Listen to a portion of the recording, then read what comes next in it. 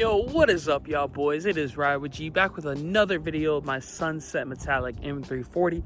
I know I've been missing from YouTube for a little minute, but today is a very special video because it has been officially 2 years since I have owned my 2020 M340. Today I thought I'd come to y'all with the video basically giving y'all a rundown of my 2 years of ownership. So before I start yapping about the car and my ownership with it over these 2 years, I thought I'd give y'all a basic rundown for anybody new on my channel. I know I've been gone for a minute.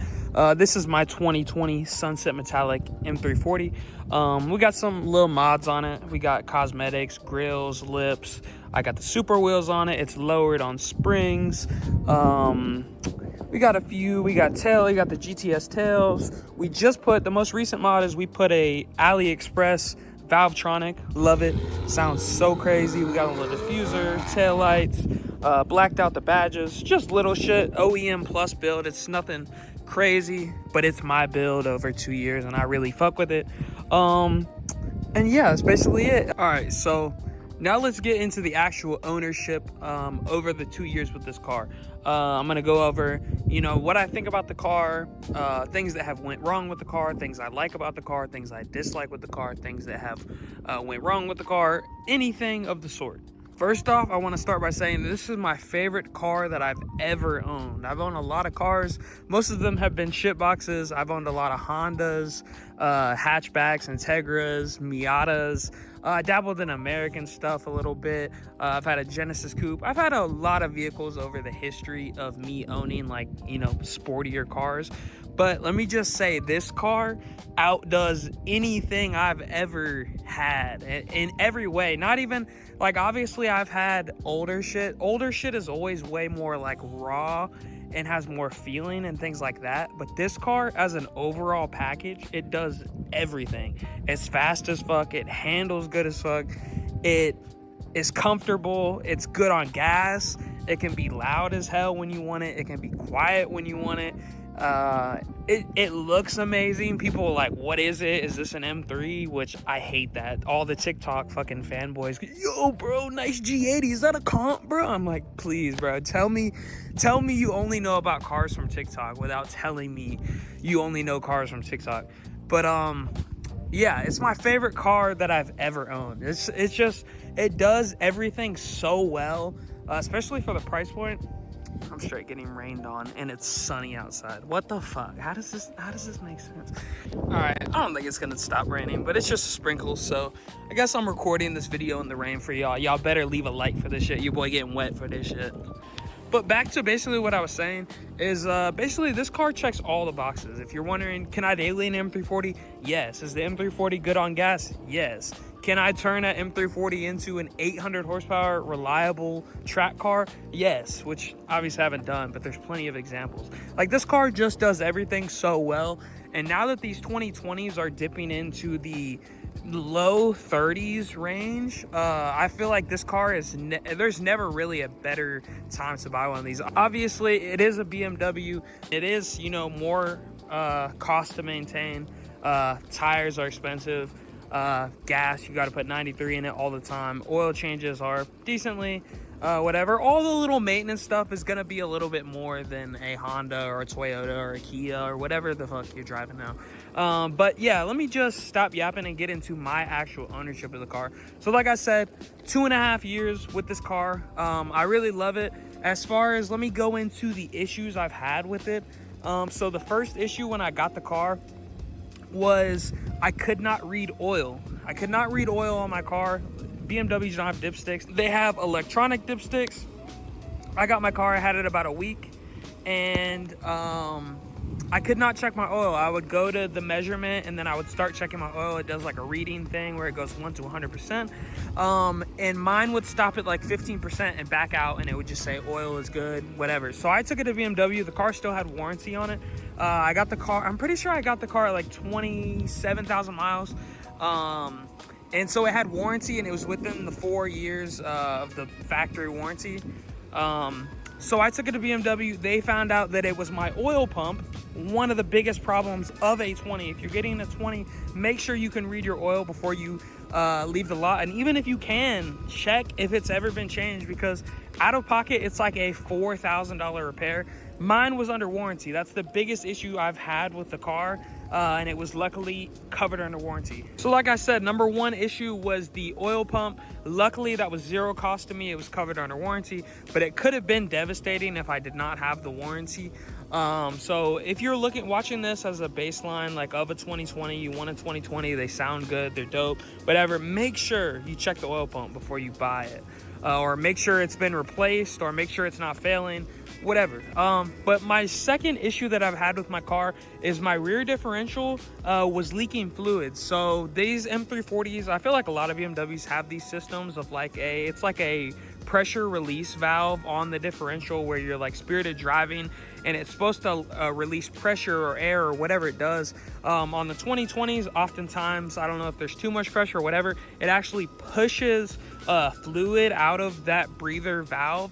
So my car was doing that. I just so happened to see a forum post of it happening to someone else, got under my car, and then realized that that was happening to mine. Mine wasn't bad at all. So I ended up just draining all my fluid and then refilling it. And then I just check it every so often. It doesn't leak too much. I feel like I got one of the more normal ones, or one that works kind of properly. They do sell an updated cover that's relatively inexpensive. I guess it would just be the labor of taking the cover off, and I don't know if you would have to mess with the axles or anything like that. But yeah, that's the second thing that has gone wrong with my car since I've had it in 2 years. Let's go on to number 3. So the third thing that has went wrong since I owned my car was my passenger mirror stopped folding in. When you lock BMW doors, the mirrors fold, and that's how you know it's basically locked. If you're looking at your car from inside the house, whatever, you know your car's locked.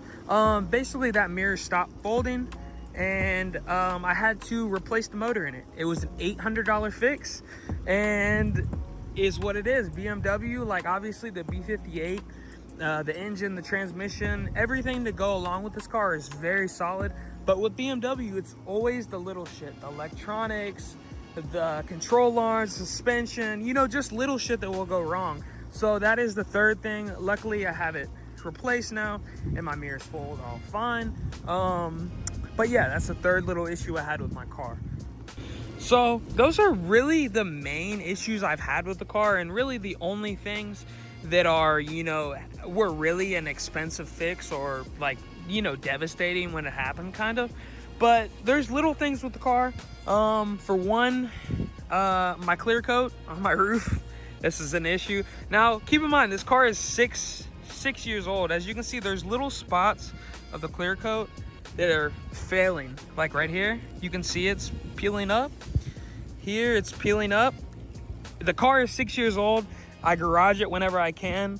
I live in an apartment, so I don't have access to a garage, but I put it in the shade whenever I can. But when I go to work, it basically just sits outside and sits in the heat, and that'll just kill your clear coat over time. So it's not actually an issue, I guess, with the car, but it just sucks to, you know, have a nice like M340 and then the fucking roof is just peeling. And it's only along these little strips right here. I think when they paint these cars, it's very hard for them to get paint inside these little things. So the clear coat fails over time. So I'll probably end up, for now, honestly, temporarily, I've been thinking about just wrapping the whole roof, because it's just a few little sections of it. But I may at some point clear coat, get the roof re-clear coated. I don't know. I don't feel like it's a big of issue. The only person that really knows is me. But yeah, just a little cosmetic gripe. You know, as I said, the car's 6 years old. It's not a G80. It's not a M3 CS. Like it's a 3 Series. You know, it's gonna get wear and tear, and it's gonna depreciate, and that's just is what it is. You know, I didn't buy this car to be like, you know, it's gonna be an ultra collector's item. Like, I'm gonna eventually go G80 or M5 or X3M or something different. So that doesn't really bother me too much. Another thing, just a little cosmetic detail, is these trims. Well, my passenger one actually isn't bad. I think my driver's side is bad. These little plastic trims on the thing, these have failed on me. This one in particular.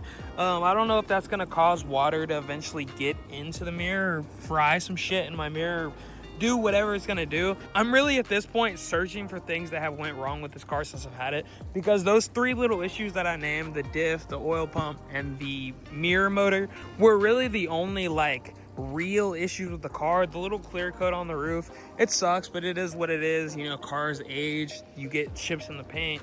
You know, shit happens. But I'm really searching for things. The roof, the mirror stopped working on me.